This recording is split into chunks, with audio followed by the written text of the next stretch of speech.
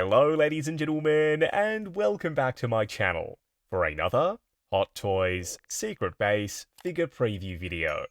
Before we get started, I want to say a massive thank you to Ryan Kirkwood for going out in person to snap these gorgeous high-res pictures. Seriously, show Ryan some love in the comments below because without him, this series literally wouldn't be possible.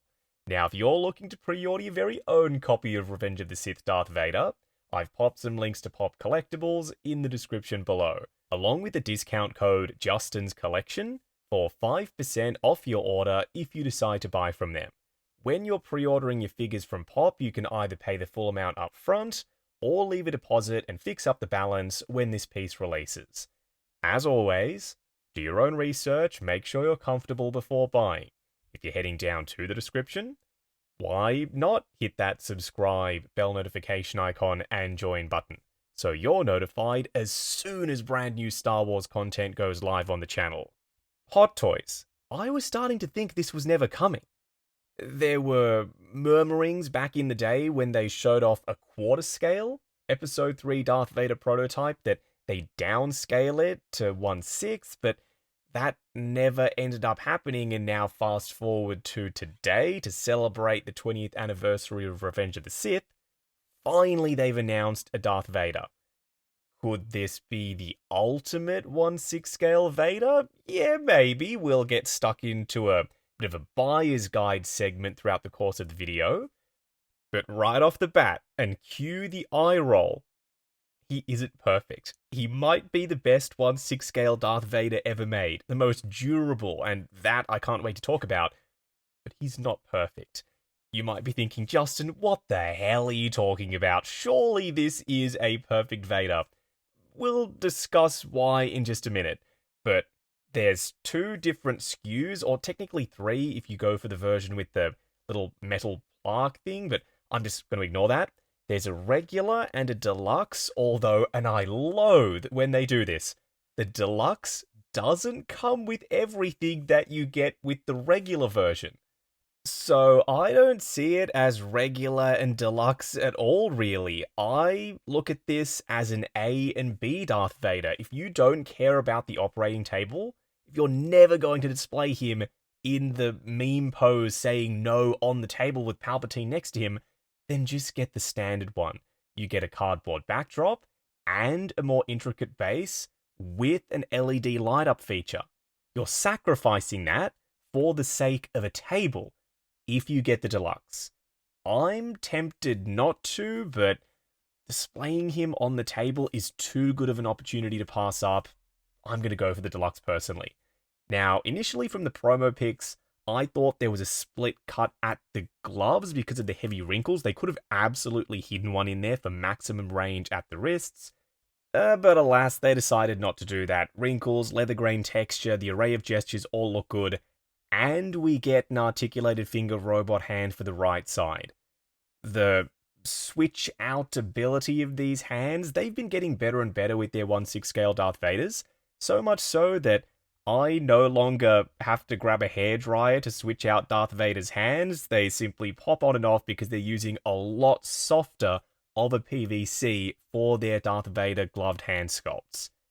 Okay, so the lightsaber, they could have gotten away with not giving us blades because we never see him activate his saber in Episode 3, but he did have it turned on in the behind the scenes of the iconic photo shoot with Hayden in the costume, so I'm glad they gave it to us.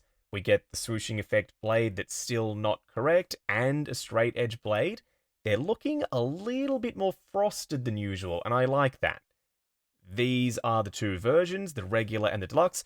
In these pictures, it almost looks like the regular is more stacked because of that backdrop thing, but you're getting almost the exact same array of accessories, just minus the operating table. You're sacrificing that light-up base for the table diorama thing, the mini environment you can have Vader standing inside of.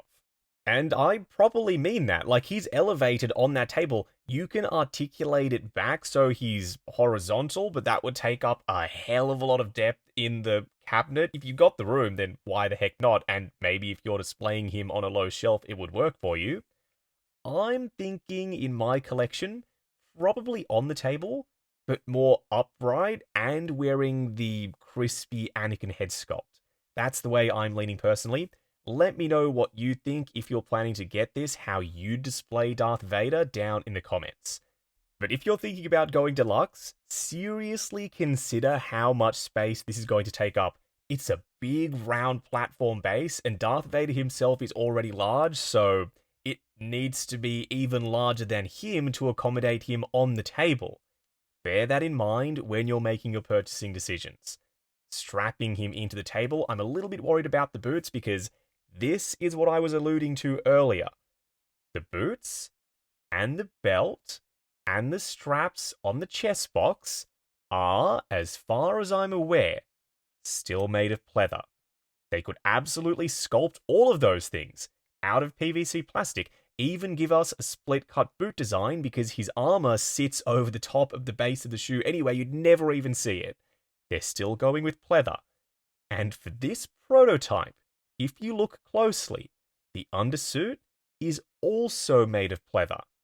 However, at the very last minute, they changed the pre-order listing announcement to say that his undersuit would be made of nylon because I think they knew full well that they could not get away with giving us the ultimate 1/6 scale Darth Vader with a pleather undersuit. So even though the prototype is wearing one, don't freak out.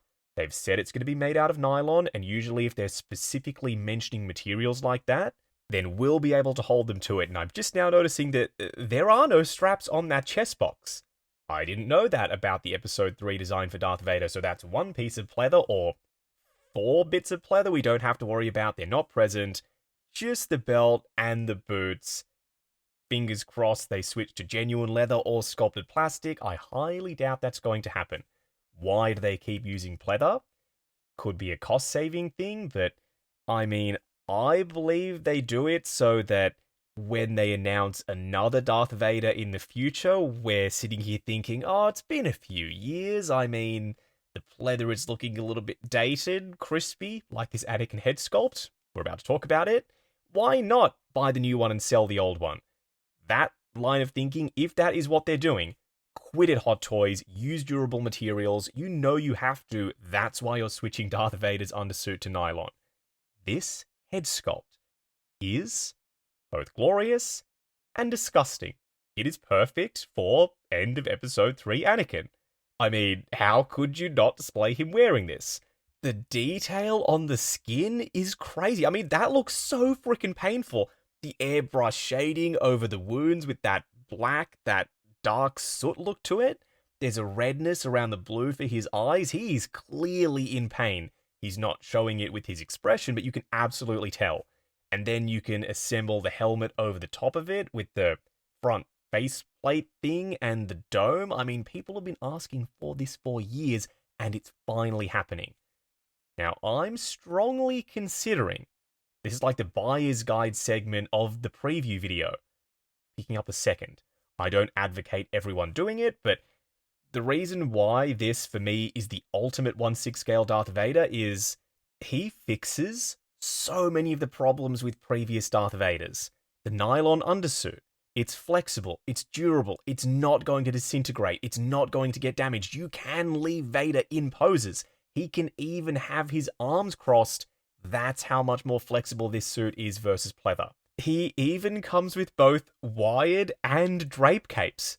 They've never done that before for a 1/6 scale Darth Vader. Now that they have, it needs to be the standard going forward. Then we've got the most up-to-date sculpting techniques for the leather grain on his gloves, and the paint applications are looking beautiful. The USB-C powered light-ups for his chest box, his belt boxes, and his lightsaber. But most importantly, for me at least, you might argue that this takes away some of the charm from the original trilogy Vader, but there is no asymmetry with the sculpt work for the armor pieces and the helmet for Episode 3 Darth Vader. This is like the idealized version of him. Hey, don't get mad at me. It's not to say that I don't adore the rough and ready 70s look and feel of A New Hope Darth Vader with the scratched up bucket and the asymmetrical sculpt work with the mask being a bit lopsided. That stuff has so much charm to it. It's such a vibe. But I grew up with the prequels, and this look for Vader just speaks to me on a level I can't even begin to describe. So, buyer's guide, I think that no matter which version you go with, you're going to be happy. I suggest the deluxe if you've got space for it. Otherwise, if you don't, just cop the standard, the regular. I highly doubt you're going to regret it. Now, I'm going to pre-order mine from Pop Collectibles. I've popped a link to their site in the description, along with the discount code Justin's Collection, for 5% off your order if you decide to buy from them. Oh, and when you're pre-ordering your Hot Toys figures from Pop, you can either pay the full amount up front, then you don't have to worry about it, or leave a deposit and fix up the balance when the figure releases. As always, do your own research, make sure you're comfortable before buying. If you're heading down to the description, why not hit that subscribe, bell notification icon, and join button if you like the sound of seeing your name in the end credits of my reviews. Like, comment, and subscribe. We'll catch you in the next video.